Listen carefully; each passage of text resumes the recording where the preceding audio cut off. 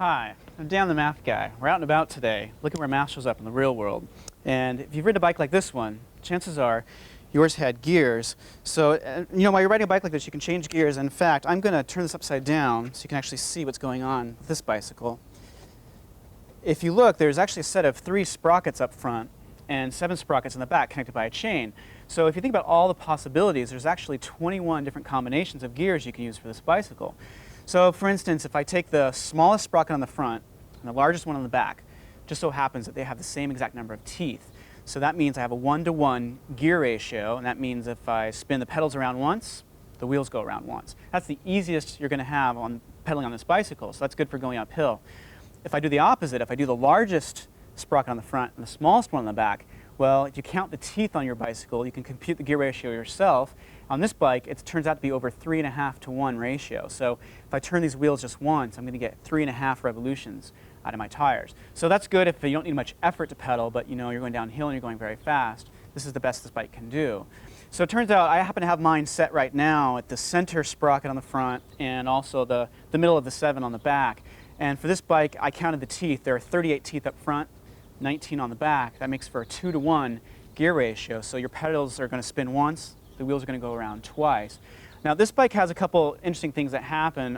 It turns out if I were to bump the front sprocket up 1 and the back one up 2, I get again the exact same gear ratio as out of coincidence, another 2-to-1. That's not true for most of them.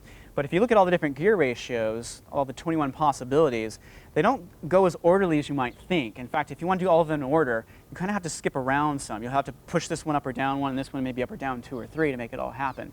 So there's reasons for that. What I thought I'd do is back in the studio, I'll show you all the gear ratios and show you where they go in, and maybe you'll see a little better why. So we'll show you that back in the studio. All right, so as promised, I will show you a little bit about the gear ratios on my bicycle, but first you might wonder, did bicycles always have gears? And I actually have a picture with me on my trusty laptop of what the bicycles started out as. They were these, I don't know if you've ever seen one of these, they're these humongous front wheels. In fact, I have, here's a guy riding one. Doesn't he look happy? So why would they have done it like this? Well, that front wheel is so large because there's no gears there. So if your pedals are just welded right onto the wheel. So if you turn the pedals once, the wheel turns once, and their idea was, hey, if you make the wheel bigger, well, then you can go farther. Of course, now they're a little smarter, so now, as you saw on my bicycle, this is the sprockets on a front gear here, and then we also have the back gear, and on this example, I have a whole bunch of gears in this picture. And then, of course, you can change gears, and that affects how much power you have versus, how far you go on your bicycle. So I actually took the time to type up all the gear ratios of my bicycle. I actually sat down and counted all the teeth on all my sprockets, and I have a listing here on my math cam, and the numbers are kind of small, so I hope you can see them okay. So first I have this is just the this first column here is the front sprocket teeth. Now I have 3 sprockets on my front wheel, or on the front I guess, what would you call it, wherever the pedals are. Anyway, there's 28 on the smallest one, and then for that I have all these different selections on the rear sprocket. And if you combine these, you get gear ratios. You'll notice that at the bottom of my list is 28 and 28. So I can actually, on this particular bicycle, select the same number of teeth on the front and back, and then you get the same ratio that poor guy had on that old-fashioned bicycle. So it's just 1 turn of the pedals makes 1 turn of your wheel. And that's very easy to do if you're going up a hill. And then I have these ratios computed. Now, to get these, all I did was divide the number of teeth on the front by the number of teeth on the back. And if you've ever done ratios in a math class, it's just a fraction. So that's what's going on here. I just turned it into a decimal. And you can see these all count down. But now if I go to the next front sprocket, which has 38 teeth, you get a whole new listing here. And these are sort of interspersed with the other ones. They don't go in this full sequence. And so, in fact, if you want to actually, for some reason, if you want your bicycle and you wanted to go through all 21 gears in order, I have the sequence written here, and it's kind of a crazy order. You can see the numbers. Like this is the 12th largest one, the 10, the 7, 5, 3, 2, 1, and then when you switch the front one, they switch again, and now you have 17, 15. And I don't know if you can see there's a little asterisk by 15. That's because there's a tie. I actually have 2 different selections that create the same exact gear ratio for 15th place, and I also have a tie for 11th place. And that's the one I mentioned when we were out on the bicycle itself, that you can actually, on my bike anyway, you actually have these duplicates. So why would they do that? I mean, is that on purpose? And no, I don't think so. I think the idea is that you don't change the front as much. In fact, if you're putting pressure on the pedals, it's actually kind of hard to change the front gear while you're riding. The back ones go much easier. So the idea is you kind of select the main front one and then you can switch the back ones pretty quick. So, you know, they put a selection on there, and sometimes you get some that are very close or even the same. It's a coincidence. It's not, they probably still advertise it as 21 different gears, which, I don't know, seems a little cheesy, but I looked up, and some of the, sorry about that, some of the racing bikes have as little as a 7% difference between gears because they want, you know, be able to fine-tune their performance so closely. But anyway, I thought one thing I could show you was, you know, all these selections you could make, well, they affect how far your bicycle can actually go. So I was going to show you the very highest gear ratio I had. I mentioned it was more than 3.5. It's this one right here. It's 48 teeth on the front and 13 on the back. So I have the largest on the front, the smallest on the back, which would be the hardest for you to turn strength-wise. But if you were going downhill or something, it would definitely get you the most distance. And if you look at my gear ratio, it's 3.69. There's actually a very easy way you can figure out exactly how far your bike will go if you do one revolution of the pedals. So all I have to know is the size of my tires, and I have a little mountain bike there. Most mountain bikes have 26-inch tires, so let's just assume I have a 26-inch tire and I have a gear ratio of 3.69. So what we could do is take that 3.69. That means if I turn the pedals once, I have a multiplication factor of 3.69. My rear wheel will turn 3.69 times. And if I multiply that by the circumference of the wheel, it'll match up to the linear distance that my bike is actually going to move. So all you would have to know for this, the only math you would need to know, is how do you get the circumference of a circle? And if you remember, it's pi times diameter. So if we just multiply by pi times the diameter, which I suggested was 26 inches, you will get, I did this ahead of time, so I didn't have to wait for the suspense, 301.4 off the edge there. That would be inches, and that's about 25.1 feet. So if you think about that, I can turn my pedals just once and go 25 feet on that bicycle, if, of course, I'm not going uphill. I don't know how uphill would be with that old-fashioned bike. It doesn't sound very, very good. But anyway, we have nice gears now, so you're in a little better shape. So if you ever bicycled and changed gears, now you know a little bit about the gear ratios, and they work just like mathematical ratios in a math class, of course, maybe something you would have in an algebra class. Hi, I'm Dan the math guy. I'm studying in the Arboretum of Palomar College. I was going to show you, ever heard people say like, I don't know, there's 20,000 trout in this certain lake or something? How do they know? I mean, you can't, you know, jump in the lake and count all those fish, right? So I was going to show you a technique they use to figure out, or at least estimate, how many animals are in a certain area. So this arboretum has these really rare land crabs, and I have captured some here. And what we're going to do is actually, I'm going to collect a few more here. I see a few more. I'm just taking these, the nearest ones around me, and let's see, I've got 10 of these land crabs now. So what we're going to do is I just grab these at random, the clearest ones I can find, and I'm going to tag these guys. So if this were, you know, trout, I might put a tag on their fins. If it's turtles, I might paint something on their back. For these guys, I'm just going to tag them with some tape. So I have this blue tape with me, and I'm going to put this on each one. And the idea is after we tag all these guys, I'm going to let them go. Now, why would I let them go? Well, we're going to come back in a week, and we're going to see how these guys are doing. And I'll show you, after then, how we can figure out how many of these crabs are actually in this little arboretum. So I tagged all these guys. I'm going to let them go. We're going to come back in a week. Okay, bye guys. We'll be back. Okay, so it's been a week, and I'm back in the arboretum. Pay no attention to the fact that I'm wearing the exact same clothing. Pure coincidence. So I let 10 of these rare land crabs go, and I tagged them all last time. And now I've come back, and I've just collected another 10 random crabs. I just grabbed the easiest ones I could find. Well, if you look what I collected here, turns out 3 of the 10 I found are actually of my tagged ones. 7 of them are new crabs I didn't have before. Well, if we assume that these crabs have been intermingling in this area, then this actually tells us that about 3 out of 10 crabs, or 30%, are my marked ones. Well, all we have to do is a simple ratio to figure out then. I let 10 crabs go that were marked. That's about 30% of the total population. A simple ratio will show us how many crabs are actually in this area. And that we'll do back at the studio right after this. All right, those crazy land crabs. Well, we're going to show you how we can figure out how many of those things there are in our little arboretum here at Palomar College. So if you watch what happened, I let 10 go that were tagged, then we came back later and we caught 10 again, only 3 of them were tagged. So all we're going to need to do is form a simple ratio. So I'm going to go to my math cam here and show you how we can quickly figure out how many, these pesky crabs all over the place. All right. So if you look what happened, well, I caught 10 at first, and I tagged 3 of them, or sorry, I tagged all 10, and then we came back later and we collected 10 more, and out of those 10, 3 were tagged. So what we could say is, on average, 3 out of 10 of those crabs should now be marked.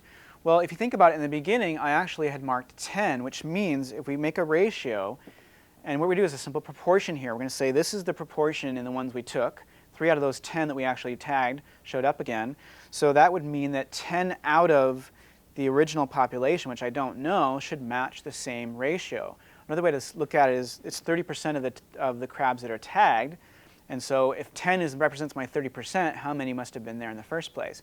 And this is a simple little proportion. You can do it with a little technique called cross-multiplying, which you might have seen in your class. So I'm going to multiply those two, and multiply those two, and those have to be equal. So we have 3 times my question mark equals 10 times 10. And this isn't too hard to figure out. The question mark must be 100 over 3, and that becomes, well, that's 33 and 1/3.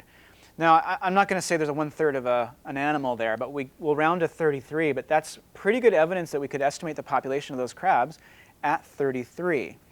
So, yeah, our situation was with these crazy little crabs, but they really do this out in the real world when they're trying to estimate populations, especially, you might hear things like, there's a certain endangered species and there's only 10,000 left or something. How do they know that? You can't go catch them all or observe them all. So I went on the web and found a whole bunch of examples where they actually estimate populations this way. And I picked one to show you, and this actually has to do with humpback whales. In fact, I'll show you the website. This is from a government agency where they did a study, and they were watching how many whales there are in the Pacific Ocean, I believe. Now these guys are pretty big. I'll show you a picture of what they look like. There's one. They're very large. And what they did was they went out and captured, well, they don't capture these whales. They're too large. What they did was they looked at their tails, and it turns out that the tails of these whales are unique. I mean, every one has a little bit of different coloring and pattern on it, and that way it's almost like a fingerprint. So what the study did was it didn't go and say, oh, okay, we're going to go catch these whales. They just took photographs of them. And they counted that as sort of a tagging. They made a catalog of all the tails. And they came back a year later and did this again. So I actually printed out their numbers, and I'll show you exactly how they got the number they did. So here's a printout of what they have, and I'll zoom in a little bit so you can see this a little better. So on the first year here, this is actually 1991 and 1992, they found 269 whale tails. They photographed those. And the next year they came back and they found 398. And of those, 188 actually matched. So how would they estimate how many whales there actually were? So we're going to do a quick ratio here. Now keep in mind what was just measured. They took 269 at first, then they came back a year later. Well, when they came back a year later, they had 398 whales. And out of that, so see we got 398 there? Out of that, 188 of them matched. Well, now how many were tagged in the first place? That was 269. So the ratio should be the same. How many of the population of the 269 tagged ones is the same as 188 out of the 398? And if you solve this little proportion, you get exactly what they reported, which is 569. So this technique really is used, and with a couple of simple assumptions, namely that the populations intermix, and that when you go back, you're not seeing the exact same ones hanging out in the same spot. It's a fairly accurate way to estimate things that are really impossible to actually count. I mean, if you're trying to count how many butterflies there are, you're not going to be able to catch 15,000 butterflies and count them. Hi, I'm Mathman Dan. We are out in the field today. We're actually on Palomar Mountain, and I'm standing under a giant sequoia tree that was planted here quite a while ago. It's a pretty large tree. Well, it turns out there's a registry of large trees where they're trying to find the largest specimen of each species of tree nationwide. And wouldn't you guess, they have a mathematical formula for figuring out a score for each tree. So I'm going to show you how we're going to get the score for this tree, and that way if you think you might know of a big tree, you can measure it yourself, find the score, and see if you can actually have the winner for the registry. So for this one we need 3 different measurements. One of them I've already taken. One's called the average crown spread, and that is how far from end to end the leaves spread out. And for this tree it was 44 feet. The next measurement we need is the circumference, and you're supposed to measure this 4.5 feet up. So I'm going to have producer Bill help me out here. We're going to send this around the tree and see how wide around this guy is. Now this tree is actually pretty large, So I don't know what I would guess for how far around it is, but I've already measured 4.5 feet up. And we have a total here of, let's see, 20 feet and 1 inch. So that'll be 241 inches for the circumference. The only measurement I need next is the height. I don't want to climb this tree, but I do have a good little technique for the height, which I'll show you. All right, so now we need the height of the tree, and this tree is pretty tall. I don't want to climb the tree, and I'm not very good at estimating how tall it is, but there is this little technique called the stick method. So I'll show you how this works. All you gotta do is find a nice stick, put your hand at the bottom there, and the distance above my hand along that stick, try to make that match how far you hold it from your eyes. I'm gonna try to match that distance here. Then you'd walk backwards until the top of the stick aligns with the top of the tree, and the bottom of the stick aligns with the bottom of the tree. And when you reach that point, the distance from the tree to me should match the height of the tree. I have my tape measure with me. We're at about 96 feet. So that tree should be about 96 feet tall. So why does this stick method work? It's actually based on similar triangles. I'll show you that back in the studio, and we will also figure out the score for this tree, see how it compares to the other trees we know of. All right, so there's a couple bits of math I'm going to show you from there. First of all, when I measured the height of the trees, the so-called stick method, which I didn't make this up, I got this off of the forestry's website, actually, they recommended it. Why does this work? I mean, if you think about what I did, all I did was I grabbed any old stick off the ground, and I made sure that I held it the same distance from my face as the length of the stick, and I just walked backwards until I could view the top and bottom of the tree right through the top and bottom of the stick. And then I knew the distance I walked away was actually the same as the height of the tree. So why does that work? Well, it's actually based on similar triangles. There's some fairly simple geometry. So I have done a crude little drawing of the situation on my math cam. I'll show you what exactly is going on here and why this actually works. So there's my lovely tree, and this is the stick, and here's the eye. Now, first of all, this is approximate. It's not a perfect way to measure a tree, but it's actually good enough for our purposes. But for example, I have drawn a nice flat ground here. Really, you know, your eyeball is a few feet above the ground, so this line wouldn't be perfectly straight, right? It would be a little bit slanted. But you know, compared to the height of the tree, that's such a small difference, so we're safe in ignoring that. So basically what's going on is you are forming some right triangles here. We have a nice right angle, assuming the ground's level at the tree. And if you think about what's going on with my stick here, I made sure to hold it the distance away from my face that matched the length of the stick. That means this distance here of the stick and this distance from my eyeball are actually the same. Well, that means I'm forming a nice triangle with two sides of equal length, and that automatically forms a perfect 45-degree angle. Now, when I walked away from the tree, I made sure to keep the top of the stick in the sight line to the top of the tree, and the same with the bottom. So in a sense, what I'm doing is I'm creating the same proportion in a larger right triangle. So we really do have similar triangles, and the idea is these sides always stay in proportion. As long as the angles are the same, even if the triangles are different sizes, their sides stay in proportion. And what that means is the height of the tree here and the distance across the ground also have to be the same measurements, just like my smaller right triangle. So then I knew, hey, if I measure the distance along the ground, I must match the height of the tree. And so that's what we did, and we determined the height of our tree to be 94 feet approximately. So that's a lot easier than, you know, I don't know, trying to climb the tree or something with a tape measure, right? Or renting a crane or something crazy. So anyway, for our purposes, I think that's good enough. Now, we also had a score for the tree, and this is how they rate which trees are the largest, and of course there's a mathematical formula for this. This is done by the forestry organization. So I've written the formula down for us. We're going to actually compute the score for our particular tree. So we need 3 measurements, and we actually did all 3 of these when we were out talking about that tree. So we need the circumference in inches. We did that. It came out to be 241 inches. We also need the height of the tree. We approximated that to be 96. I think I might have just said 94. It was 96 when we were out there. And also 1/4 of the crown spread, the average crown spread. This is how you measure how far away the tree leaves and branches go away from the trunk. So we need 1/4 of that, and I measured that to be about 44 feet. So if we simplify these numbers, we get 241 plus 96. This turns out to be plus 11. That comes out to be 348 is the score for our tree. Well, how did we do? You can actually look at the list of all the winning trees. They've done it for each species of tree that have been recorded, and there's a website you can actually view all the statistics on. I have it on my trusty computer for you. This is americanforests.org, and you can see the publication they actually published there, but you can actually see all this stuff online. So An interesting thing, if you're in our local area in San Diego County, we do have some local winners. For example, in the city of Julian, there were 2 winning trees. We had a Coast Live Oak, scored 415, more than our tree actually. And there's also a Coulter Pine that scored 311. That's the winner in that particular species of tree. In Alpine, which isn't too far away, we had a Mountain Hemlock that got a 401 score. That was the winner for that particular species. There were a couple in San Diego actually, and there was one in Warner Springs, which is near Palomar Mountain. Now our tree was a giant sequoia, so how did we fare against the competition? Well, that tree was pretty big, but it wasn't close to being the winner. Actually, the winner is the famous General Sherman tree in Sequoia National Forest, or National Park. Its score was 1321. It's like 3 times what we scored, but hey, our tree looked pretty big to me. Well, I have some pictures of the winning tree, and you know, it's actually hard to get a good idea of how big this tree really is from this picture.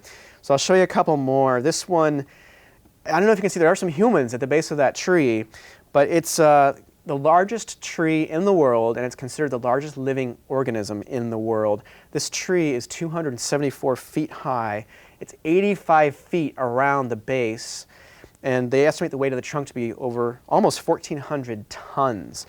So I don't know if you can see this picture. There is a guy standing at the base of it to give you an idea. And here's another picture. There are 2 humans at the base of that tree, if you can see how large it is.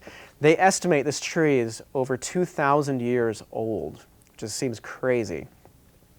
Well, if you know, we were on Palomar Mountain, and the fires I mentioned from 2 weeks ago were actually threatening the Palomar Mountain area. And there is a connection with the trees. The trees do have a little story to tell about the fires. In fact, if you see a fallen over tree or actually see a stump that someone's cut the tree down, from the rings they can actually tell what years the tree did experience fires. And it's normal for trees to experience fires occasionally, and hopefully not nearly as bad as the ones we just saw. But also they can tell you a little bit about how swiftly the fire is moving. I brought some other pictures with me. And for example, this first picture I'm going to show you is at Lake Hodges, local area here. And these trees, you can see, they're all black and there are no leaves left on them at all. And that's a clue that the fire was actually hanging around long enough to do a good job burning them. But there are some other pictures I'll show you. And for example, this is a street where the houses are completely gone. But if you can see those trees in the background, they actually still have some green leaves on them. Here's another one showing an area where a whole row of houses just completely gone, but the trees in their yards are still there, roughly intact. I mean, there's some charring on the trunks, but there's still green leaves there. That is a sign that the fire was moving so quickly, it didn't even stop to dry out the leaves and burn them. It just kept moving. It unfortunately lit the houses on fire, and then just roared right past, and the trees weren't even in the fire long enough to kill them. A couple more pictures to show you. Here's some palm trees. Same story. Look at the house, completely demolished, but the palm fronds are still up there. Granted, they're a little wilted, but they are still a little bit green. And my last picture for you, there was a house there, believe it or not. That's the owner checking out the damage. And look at his palm trees. They're not too bad. It just shows you how quickly those Santa Ana winds were pushing the fires around.